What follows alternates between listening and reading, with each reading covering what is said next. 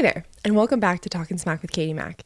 Now, this is episode 6, I believe, and because it is New Year's Eve, it is the last day of 2024, I thought it would be appropriate to go over my top baseball moments from the year. Now, I say top baseball even though we've talked about other sports on here because baseball I just love so much, and I feel like we'd be sitting here all day if I delved into all of the things that I liked about football, basketball, and hockey and everything else that's going on, right?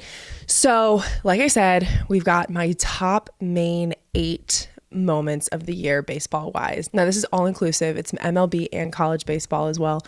Don't ask me why there's 8. There's 8 and then there's 4 honorable mentions. And I feel like the honorable mentions will speak for themselves because they're a little bit more silly, let's put it that way. But yeah, let's get into it and discuss what my top 8 plus 4 baseball moments of the year are. Now, disclaimer before I get going. These are not going to be in any particular order, okay? But the first one, however, belongs at the top of the list.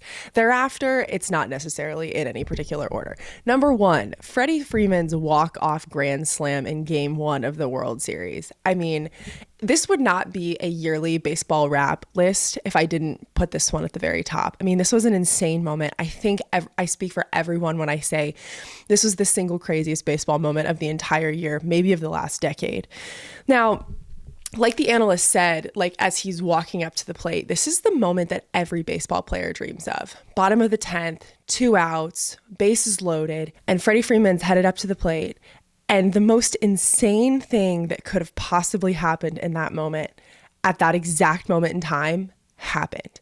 Now, if you haven't seen it in a while, I'm going to play it for you guys just so you can get a little refresher and get the goosebumps going again. Watch this. Cortez delivers. Freeman hits the ball to right field. She is gone! Gibby, meet Freddie. Game 1 of the World Series. The Freddie Meet Gibby callback by the analyst was absolutely insane. This references former Dodger Kirk Gibson, who also had a walk-off 2-run home run in Game 1 of the 1988 World Series for the Dodgers. Now, this is significant, and they both have a lot of similarities because Gibson also had a significant injury going into this season as well. He's severe left hamstring and right knee injury, and Freddie had also been dealing with a left ankle sprain for most of the season. Now, for Freddie Freeman, I could not have scripted a better ending. I mean, dealing with the injuries that he dealt with, his son got sick in the middle of the year. He had to take 2 weeks off in the middle of the season to go be with his family while his son was sick. Like, this was just an incredible performance. And the rest of the World Series was an incredible performance for him. Like, I could not have scripted a better end to this season than by Freddie Freeman ending as the World Series MVP. Like, period. Now, it's crazy too, because as he was stepping up to bat, the analysts were sitting there and they're like, oh, like if he grounds out to the infield, he can't run it out, because he's got this ankle thing, and so they're going through all of these possible scenarios and they're like, well, that wouldn't work, that would, not be really, good for the Dodgers. Like, that would be really, really rough. And then he manages to hit a walk-off grand slam and doesn't have to worry about running anywhere. So just an incredible moment there. I mean, wow. Now, number 2, would this really be a yearly wrap video if it didn't include a little bit of Shohei glaze? Come on. Now, Shohei Ohtani, first player to hit 50 home runs and 50 stolen bases in a single season. He is a two-way player. This was his first season with the Dodgers, but he didn't pitch at all because he was coming back from a UCL surgery. Now, coming back from injury did not hinder him from having one of the best statistical baseball seasons in history. This season, he became the second player in history to have won both AL and NL MVP awards. The first was Frank Robinson, who I believe won with the Reds and Orioles back in the 60s. So pretty special performance there. I'm excited to see Ohtani pitch more next season. Hopefully they'll get him back into that role because he is an incredible two-way player. Now, number 3, we're going to switch it over to the college baseball side of things for a sec. The Charlie Condon and Jack Caglione storyline. Both of these players were some of the best that college baseball has ever seen. Now, throughout the majority of the season, both of these players were battling back and forth for the most home runs. Charlie Condon ended the year with 37 home runs, and Jack Caglione ended the year with 35 home runs. Both went on to get drafted top 10 at this last year's MLB draft. Condon went to the Rockies, and Cags went to the Royals. Now, I love love Charlie's story so much because he went from completely overlooked out of high school, 0 offers. He went to a JUCO, played at a JUCO for a couple of years. He transfers back into the University of Georgia, not on scholarship, by the way. And by the end of his senior year, is one of the best college baseball players that we've ever seen. Now, for reference and just how good Charlie Condon is, the most home runs hit by a single player in a single season was Pete Incaviglia, who played at Oklahoma State from 1983 to 85, and that was 48. And so Condon hit 37, the highest ever was 48, but he's still one of the best players that we've seen in college baseball in a long time. Now, Cags, on the other hand, was the Shohei Ohtani of college baseball this year. You know, everybody was sitting there and they're like, oh, we're never going to see a two-way player of the caliber of Shohei Ohtani ever again. Well, in walks Jack Caglione, right? He was hitting bombs and dealing Ks left and right. And as a Gator fan, it was awesome to see him also lead the Gators back to the College World Series, because it was widely thought that this year they weren't going to do anything. You know, their regular season got off to a really, really rough start, you know, and they're coming off of this season where they went all the way to the championship of the College World Series. You know, they ended up falling to LSU, Paul Skeens, Dylan Cruz, get it. Spectacular team there. But they also had Wyatt Langford. They also had this incredible staff of pitchers. And, you know, they lose the power hitter and Wyatt Langford. They lose a lot of those arms. A lot of them transferred out. A bunch got drafted. And they kind of go into this year and there's like zero expectation on the Gators to do anything. And so for the Gators to make it all the way to Omaha was a testament to Jack Caglione's leadership and just what he's, you know, what he's been able to instill in that program in the last couple of years. So definitely really, really special storyline there. Number 4, we're going to stay on the college baseball side of things for a second. Let's talk about Vance Honeycutt with Carolina baseball. Now, Vance Honeycutt is an outfielder with Carolina. Well, he was an outfielder. He ended up getting drafted by the Orioles this past summer. But here were his stats from last year. Batted .318, 1.124 OPS, and he hit 28 home runs. So he was in the top 10 of home run hitters in the NCAA this past season. What these stats can't tell you is that Vance Honeycutt is Mr. Clutch. Watch this. 3-1. Honeycutt walks in. I can drop ties in this bitch. Drop like flies in this bitch. I put ties in this bitch. I put ties in your face. Yeah, cut you like a lace. Maybe I do for good place. That's why I live in outer space. I take the money to another level. Now, as you saw in that video, that was Vance hitting a walk-off home run in the Chapel Hill Regional. This was absolutely electric, like absolute insanity. They kept saying chaos in Carolina. I was getting chills. I'm like getting chills thinking about it, right? Well, Vance does this right at the beginning of June. And then a week and a half later, in game 1 of the actual College World Series in Omaha, he does this. And that one is ripped. That's the game. Honeycutt does it again. And they turn Chapel Thrill into Charles Schwakoff Stadium.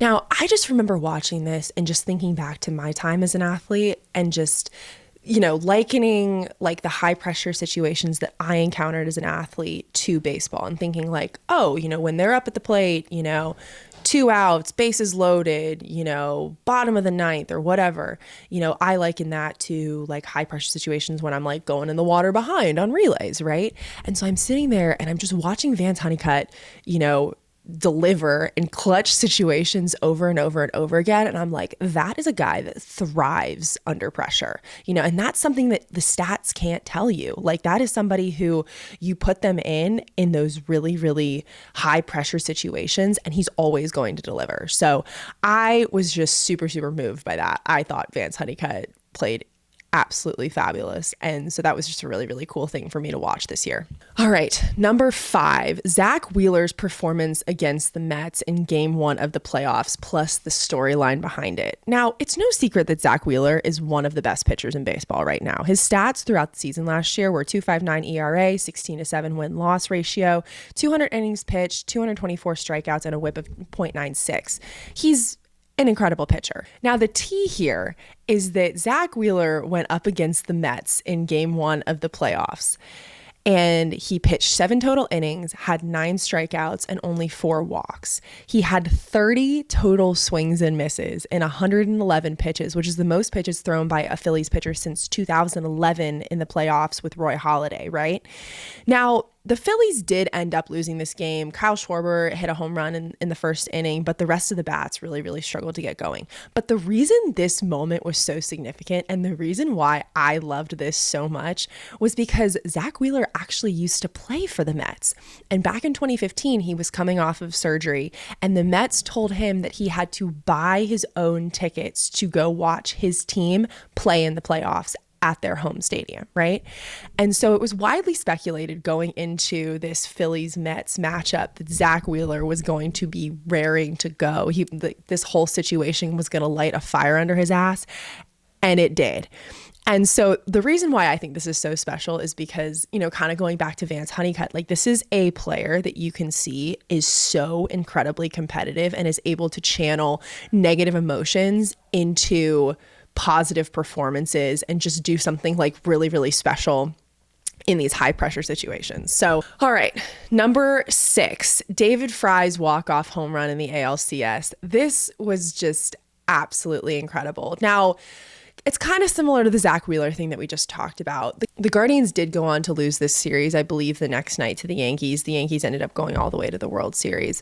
But it was more so just in this moment, like watching the video, like watching the broadcast and just how that home run gave the city of Cleveland life and just brought the stadium back to life, in a series where they knew that, it was going to be really, really hard to beat the Yankees. But even more so than the actual home run and the actual moment itself, it was what David Fry said in the post-game interview after the fact. Watch this. All glory to God. I had a really bad first at-bat and a strikeout versus Weaver. And I just told God, I said, take it, man. Just take the at-bat. I still don't know what happened, but it ended up we won. When you felt the ball leaving the bat, did you know it was gone immediately? Yeah, I mean, not many times do I know a ball's left here to left field, but I had a really good feeling. There is nothing that I love more in this world than athletes that know exactly who to give the glory to and know exactly where their performance comes from. And so just listening to David Fry say this after an absolutely insane, unexpected, incredible performance was just so heartwarming. And David Fry will forever have a fan in Katie Mack after that specific moment. All right, number 7. Like I said, these are in no specific order. So if you get mad at me for this one being this low, it's not in any specific order. I'm not doing it intentionally. But number 7, Paul Skeens just in general. This past season, 11-3 win-loss ratio, 0.95 whip, 1.96 ERA, and 23 games pitched and 170 strikeouts. Now, he has the highest average fastball velocity in the league right now, 99.1 to 99.7 miles per hour. And he's currently the hardest throwing starter in Major League Baseball. Now, a lot of people have sat there and they're like, oh, he's on his way to Tommy John's. He's on his way to Tommy John's. Shut up. Like, why do we need to be so negative? Like, can we just sit here and just bask in seeing one of the greatest pitchers ever?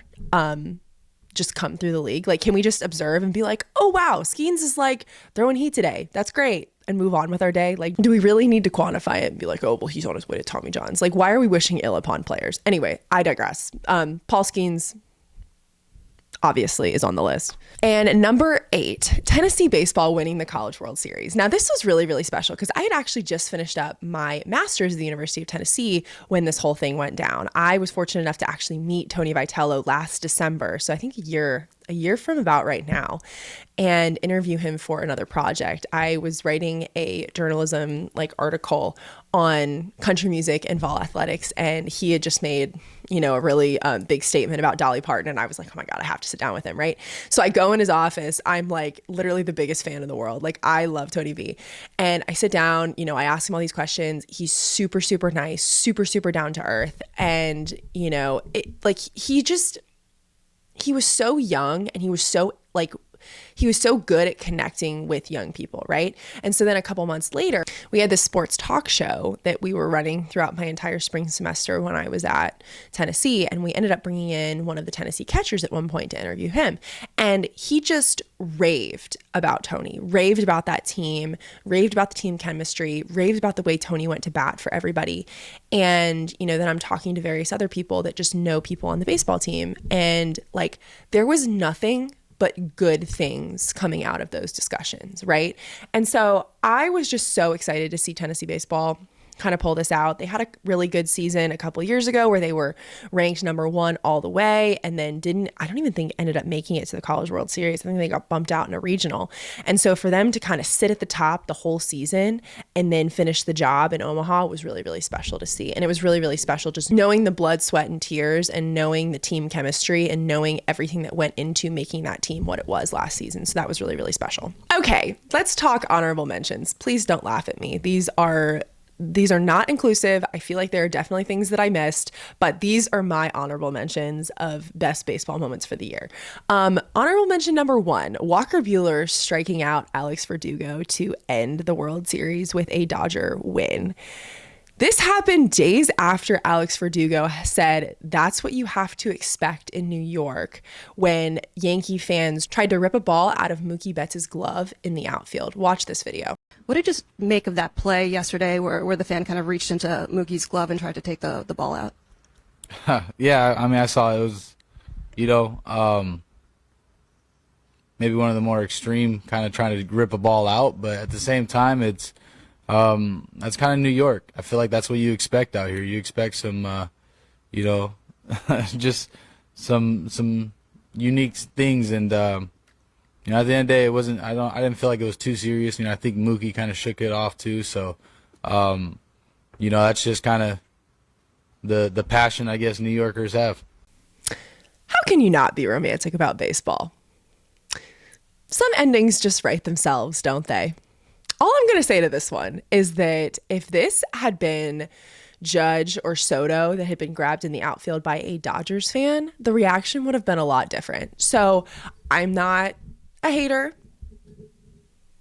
but seeing this happen the way it did give me a good, genuine belly laugh. Anyways, next honorable mention, Bobby Witt Jr. inside the park home run on August 14th, 2024. This is just, a baseline example of Bobby Witt Jr. doing Bobby Witt Jr. things. So we're going to play this video real quick just so I can show you like how elite of a player he is. But this is just one example of many where Bobby Witt Jr. has been spectacular this past season. Anything from a game used action. Get down. And hey! Lost in the lights. Go, and how far Bobby, will he go? Yes! Here he comes around third. Bobby Witt Jr. has an inside the park home run.